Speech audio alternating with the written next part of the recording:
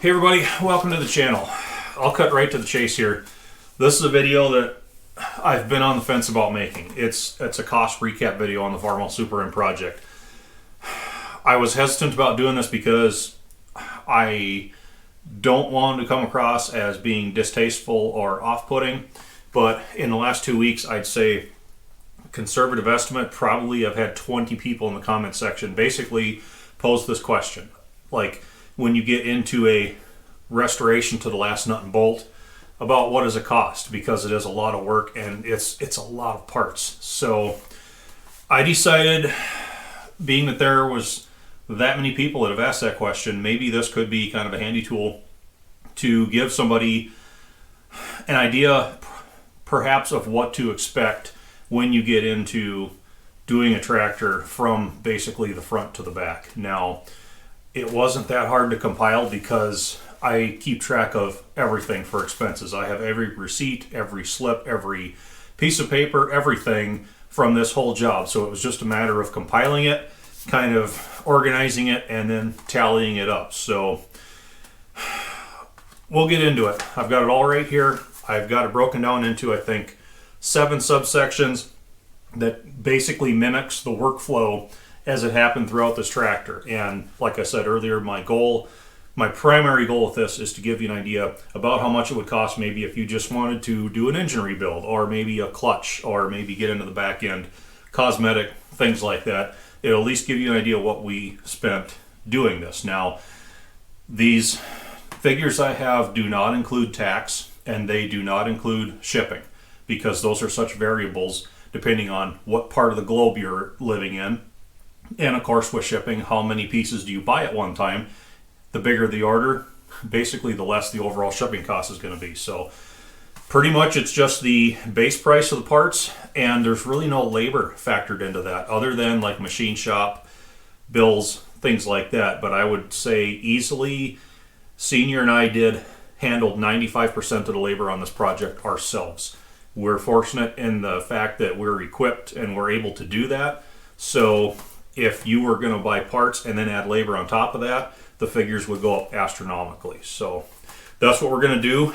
I'll start in with the engine rebuild and we'll go from there.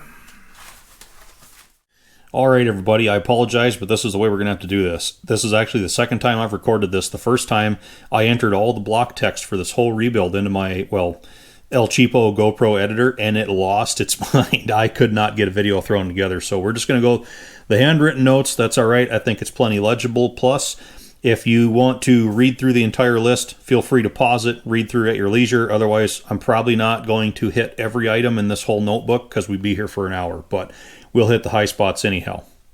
So to start with the engine rebuild, this is just enough to build like a solid short block. All right, we did complete rebuild on this, undersized bearings and everything, knew everything in the engine. So overhaul kit, less the bearings. So this is just like sleeves, pistons, pins, rings, things like that.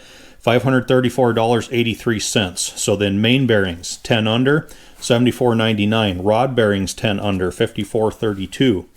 The new cam bearings, $34.13. The piston pin bushings did not come with any kit. We had to order those separately. So the 4 piston pin bushings were $75.32 for the set. Valve overhaul kit. So we're talking valves, guides, springs, rotators, things like that. $110.40. The 8 connecting rod bolt locks, basically the fold over locks, $47.44 for that set. And then the engine gasket set, $144.71. Now you know why I make most of my own gaskets. You can save a lot of money if you have bulk gasket material and are able to do so. Of course, head gaskets, exhaust gaskets, things like that, they're very difficult to make, so we buy. But otherwise, that's what was in there. Now, machine shop labor, which includes grinding the crankshaft journals to 10 undersize. They magnaflux the cylinder head and check the gasket surface, and they reconditioned rods and fit the piston pin bushings. So basically they're checking them for being straight, they're making sure the big ends are round, and then they are replacing those bushings, custom honing them and sizing them to the new pins. That was $240 for their services. So at this point we have a pretty good, basically a brand new solid short block that tallies $1,316.14. Okay, turn the page. So we're going to build upon that short block, and we're going to turn it into a fully assembled long block. Now, granted, this still is not a running engine, but it's a pretty darn solid long block, pretty close to being there. So again, pause this, read through if you want. I'm not going to hit every item. I'll just kind of hit the high spots. We did order an oil pump body gasket. That's a special super thin gasket to get your in clearance on the pump gears. That was 1118, and then like a new oil pressure regulator spring. Make sure we can build good pressure. Miscellaneous things like crank pulley nut that was bad, oil drain plug gasket. We did all the new ignition stuff that we needed. You can see we did a new oil pressure gauge and the oil line adapter that takes it from the 1/8 inch pipe thread on the back of the gauge out to a 1/4 inch double flare. I like double flare fittings on all my lines. It just standardizes the fleet, and I have a lot better luck with them. And we did new temperature gauge. Of course, another $49.95 for that, but as long as we had the new oil pressure gauge, you might as well round it out. The new intake exhaust manifold that went bad after the first start, that was $176.25, but it was a solid repro piece. And then I did order a second set of exhaust manifold gaskets for that. That was an additional $7.99. Then, of course, you have like the muffler, and then the 2.5 inch muffler clamp, the rain cap for it, all those things that you need. And then carburetor kit, we got by with the basic one. It was just $22.50 because that carb was already in pretty good condition. Senior had been through it once, so it just was refreshed with new gaskets, new inlet needle and seat, and stuff like that. So this list right here added another $463.03 to that short block tally. So we have a very solid long block now at $1,779.17.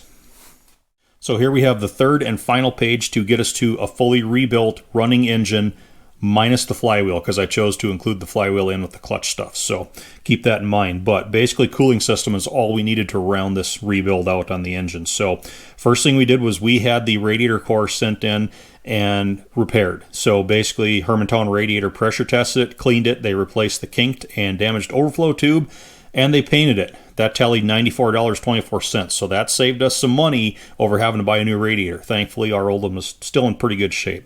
Then you have all the miscellaneous, the hookups like the radiator hose kit, $16.19. New thermostat. We went with new radiator hold-down springs and castle nuts. All that stuff down there was getting a little bit rounded. It was damaged, so we just went all new with that. And water pump seals. You see I got 3 of them on there. Those are kind of miscellaneous items, but grease seals, packings, things like that you definitely need. And then we had to go with that new reproduction fan.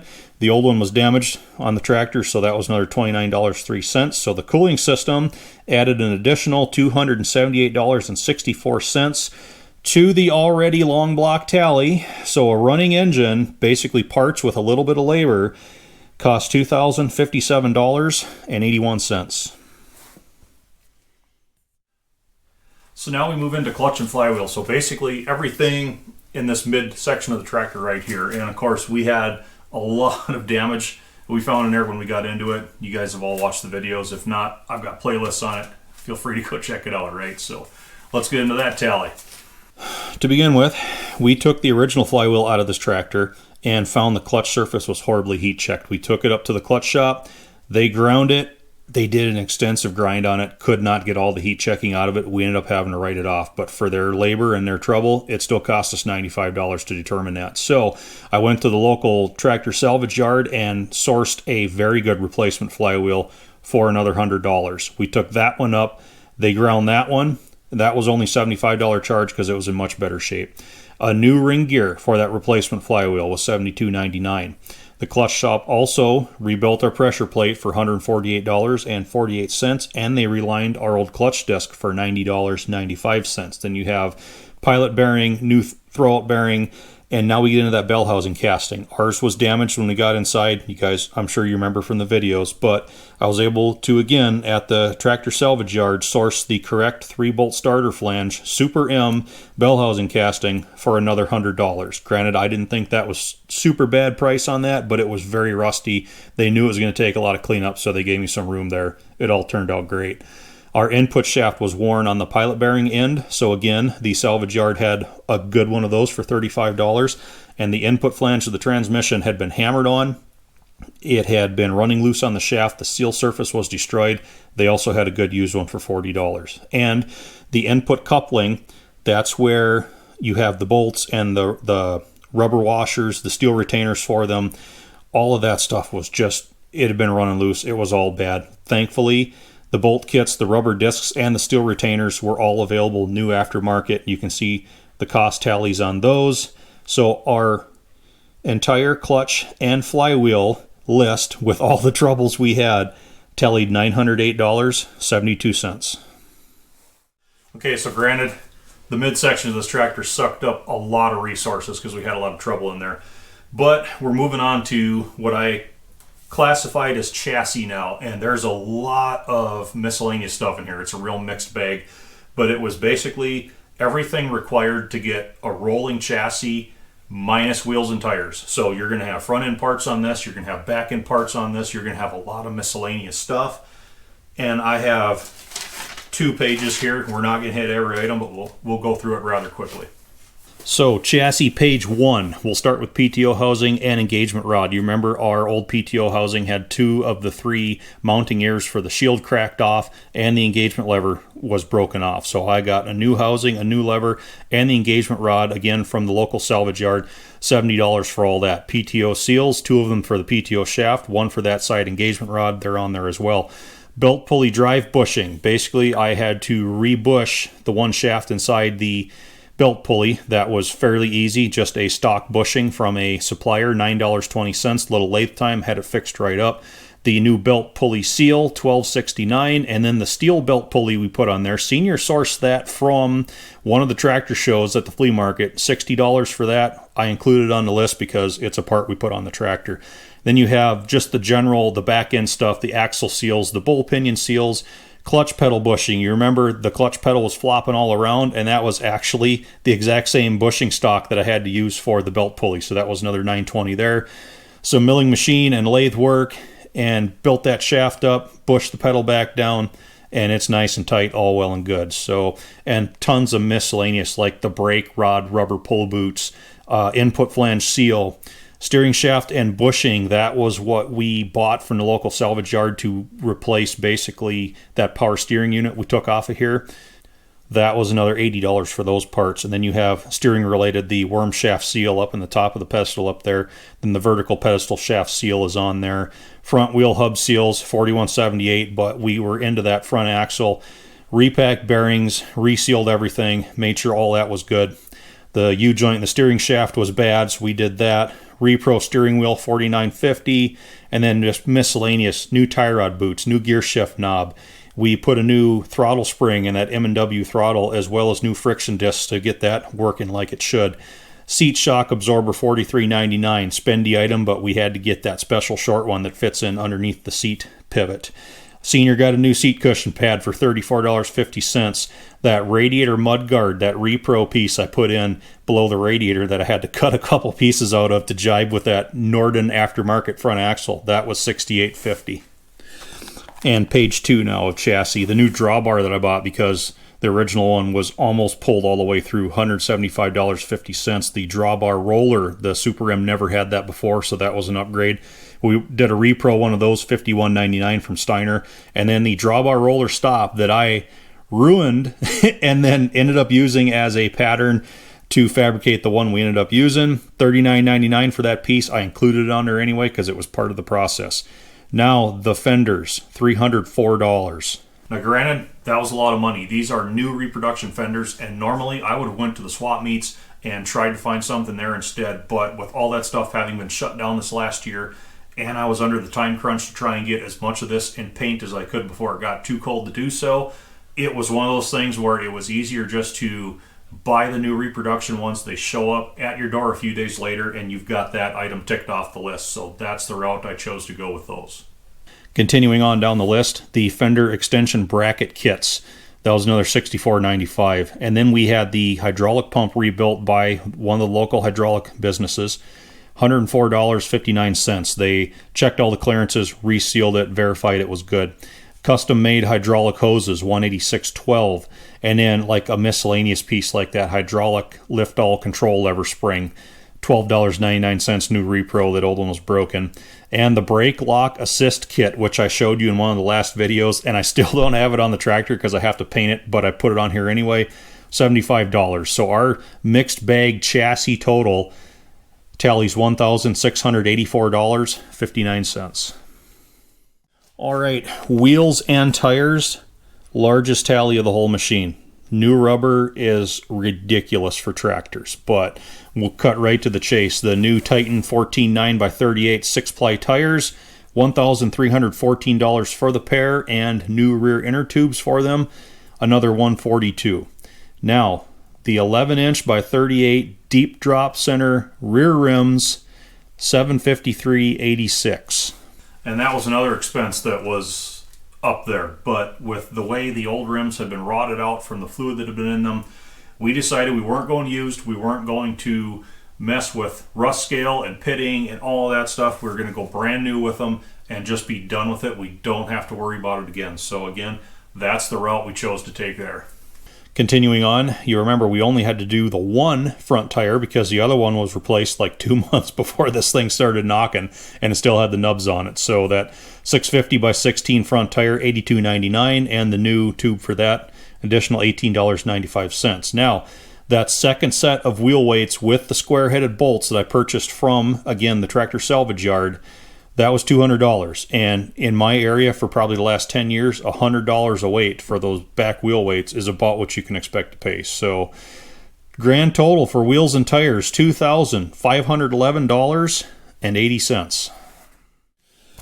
Now we have electrical. Short list here.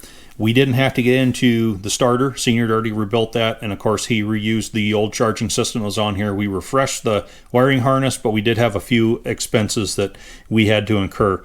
We had the battery box. Of course, that old one was all rotted out on the bottom. New repro, restoration quality, $87.99. New battery for the tractor, $132.98.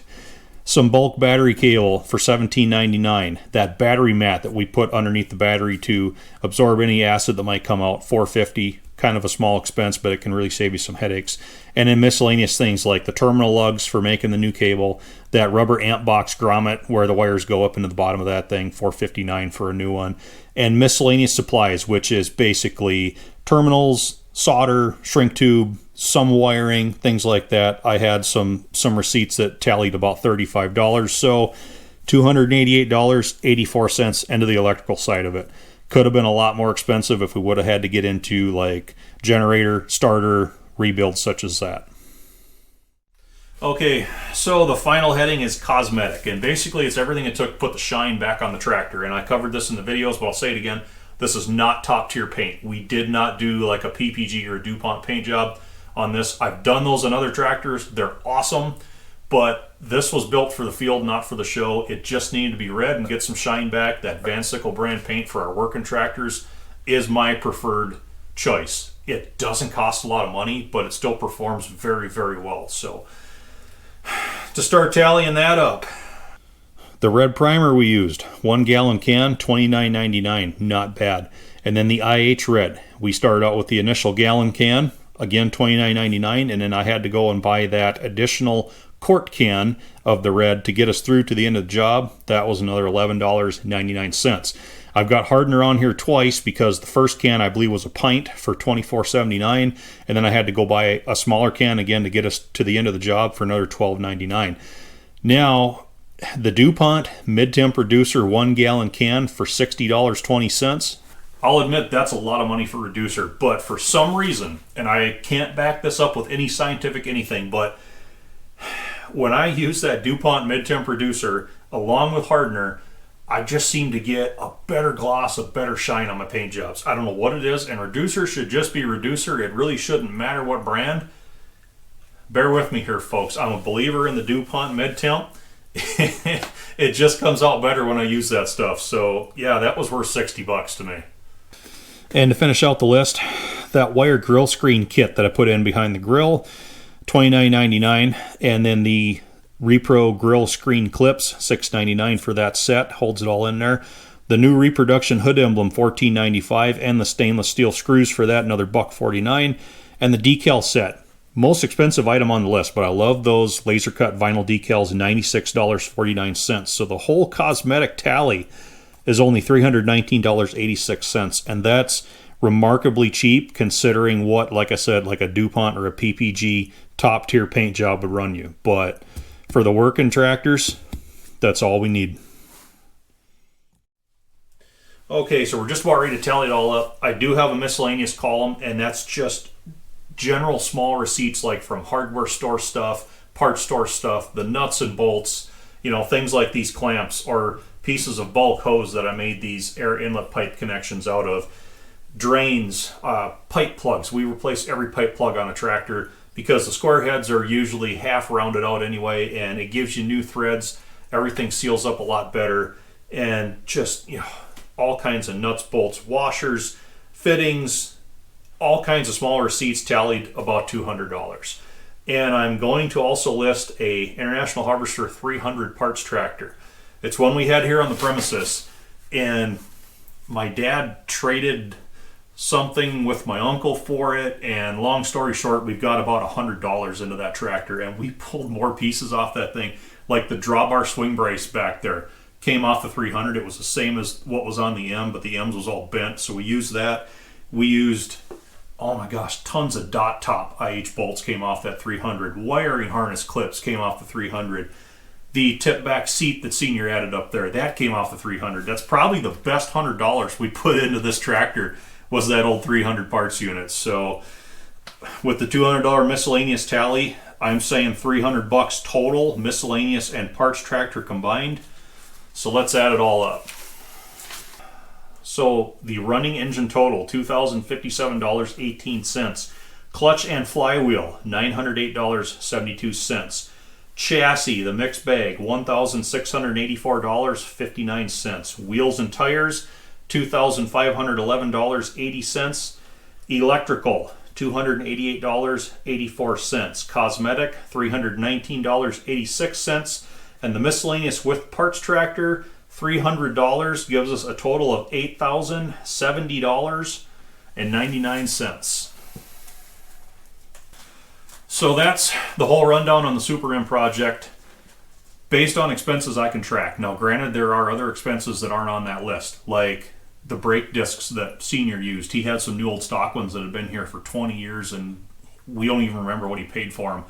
That's not on the list. Like that drill rod that he made the oil pump drive shaft out of, that's not on the list. I'm sure there's several other miscellaneous pieces that I just didn't even factor in because we just had them here. General working steel for making brackets, things like that. But you can see how buying tractor parts one piece at a time from the salvage yard costs you a lot more money than like that $100 Farmall 300 parts tractor we had. But the salvage yard also has to recoup their labor into breaking all these things down. They are cleaning all these parts, inspecting them, then they have to store them, and they're disposing of the liquids, the hazardous waste, the tires. Basically you're paying for that convenience factor that you don't have to assume all that responsibility. Now you see why I hoard Caterpillar D2s, right? But all kidding aside, like I said in the beginning of the video, that also doesn't include tax, that doesn't include shipping. Those are huge variables depending on where you live, and salvage yard prices, availability of these tractors, of parts, that's another big variable. And to labor, like I said, Senior and I probably put 95%, maybe 95+% of the labor into this ourselves. If you were going to try and charge somebody for the hours we have into this, I don't even know how you do it and still get paid or make any money in the process, because it would be a lot. Senior's estimate on a labor tally, which I don't even keep track of, if I don't go into work, I easily can bang out a 16-hour day on these projects here at home. If I do go to work, I might only get a couple hours in the evening, after computer time, YouTube channel maintenance, stuff like that. So I don't even keep track. But his estimate is 1,000 hours between the two of us into this tractor. I can't vouch for the accuracy of that at all. That's what he figures. So just take that into account. It would be really, really hard to be able to put as much work into a project as we put into this and be able to pay somebody's labor to do it. I mean, we've got $8,000 into just trackable expenses here. Granted, if some of those aren't going to be expenses that the average person would have to incur on every single tractor they did, because there are a few buck items, big ticket items here that we either chose just to buy or were forced to buy out of necessity. But it adds up fast. And you can see now why I put ads in the videos that goes a long ways towards being able to do projects like this. And yeah, I'd rather be able to just not have to worry about ad breaks or putting any of that stuff on there. But long story short, to do projects like this, it is a necessity for me, and it really helps a lot to be able to do this. And if you think the cost on this is bad, don't look at anything that has tracks or undercarriage, because that gets insane. So anyway, getting back on track, I hope these tallies are handy for some people. If you're thinking of maybe just getting into an engine, this is a ballpark estimate of what you could probably expect to spend on parts. Same for a clutch, paint, something like that. So that was the goal the whole time, is to just kind of get some ballpark figures out there, and hopefully somebody gets some use out of it. So that's hopefully what I did. And Senior and I just want to thank everybody for supporting the channel, for watching the videos. We got a pretty good group of people here. Everybody pretty much gets along with everybody for the most part in the comment section, and you can't say that about many videos on YouTube, because you get in the comment section under some of those and it just spirals out of control fast. And we don't really seem to have that problem, and I really don't have to police anybody. So like I said, good group of people. Senior and I thank everybody. Thank you for supporting the channel, for watching the videos. If it wasn't for you guys, we wouldn't be doing most of this anyway. So just thanks for watching, everybody. Hope to see you guys back again.